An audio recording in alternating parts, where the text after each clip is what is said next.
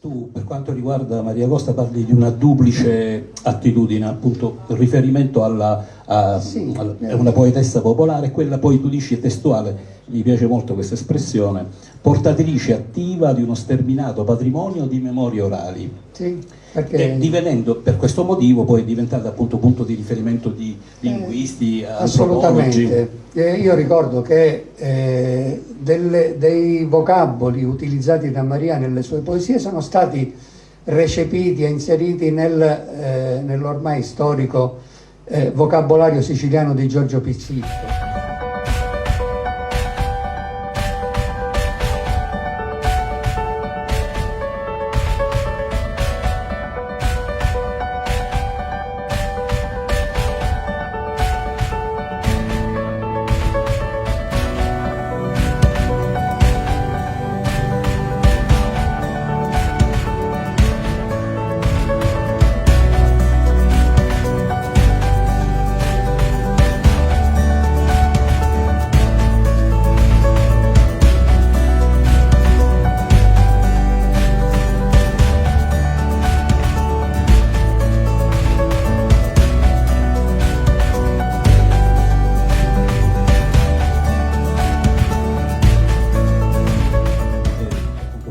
Una domanda che ti volevo fare, che è uno degli argomenti di studio che tu hai fatto a proposito di Maria Costa, proprio cioè l'essere depositaria di una lingua, appunto il messinese, pre-terremoto, che è arrivato fino ad oggi, quindi la sua importanza, la sua centralità, alla luce anche di questo progetto che si sta portando avanti, è notevolissimo. Assolutamente, assolutamente, perché se noi compilassimo un dizionario con i termini utilizzati da Maria nelle sue poesie, scopriremmo che il 95% dei messinesi non ne conosce più il significato. Cioè sono termini ormai desueti che soltanto attraverso le sue poesie sono riusciti a giungere fino a noi, perché il terremoto ha comportato una frattura non solo, voglio dire, in termini territoriali e demografici, ma anche antropologici, linguistici, diciamo, provocato una sorta di spartiacque, a partire dal quale molte delle cose che esistevano prima sono venute a non più esistere. E quindi soltanto attraverso la figura di alcuni scarni portatori di patrimoni antecedenti, questi patrimoni sono riusciti ad arrivare fino a noi. E Maria è proprio una dei pochi che è riuscita a compiere questa tradizione senza tradire il contenuto. Secondo lei, quali sono le ragioni di questo attaccamento viscerale alla nostra terra?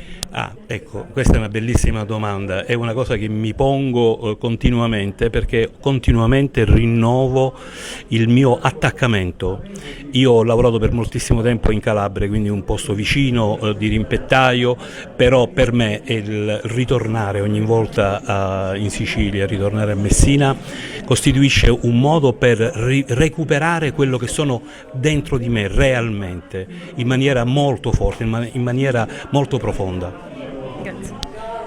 E tu perché vicino del Paglina c'era un'ionda di Favacuriglio, una di Farro, un sito di Cicecca, tu conosci io Fonetto, San Murigno, i Tortellini, un Brattò, le Carecca.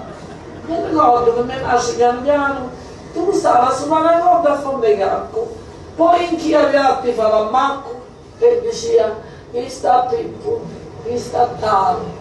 E il mutante, la cantavolata, e a menzione puntuale e precisa come mega, non sott'altro. E tu, mira pignata, faceva come che era una mantega. Mandati una cruda di scirocco, quando mi pace non andavo a pescare. Tu, pignatella, bucchino sul patate. E in tone core scendia come un tocco, era l'avviso di ogni sciabolata. Poi tempi guerra buchiste una lattuga brutta, sconnuta. Che dire matine, ancora vita a me mace, con l'occhio cianciolino, che a volte non ti poteva vendere, manco sopra. Allora, Secondo lei Maria Costa può essere considerata una sintesi del siciliano dell'ultimo secolo? Ma direi che ne rappresenta una grossa parte di anima, perché in Maria c'è forte questo senso di radicamento. Pensando alla poetica di Maria mi viene fatto di pensare a quello che disse un grande antropologo italiano: per non essere apolidi occorre conservare un villaggio nella memoria. Ecco, io credo che tutto il patrimonio orale, scritto, che Maria ci ha lasciato sia proprio un bagaglio memoriale che ci dovrebbe servire per imparare a recuperare questo senso identitario che io trovo estremamente smarrito nella Messina di oggi. Un saluto a voi siciliani. Io amo tanto la mia terra, le mie radici e sono orgogliosa e fiera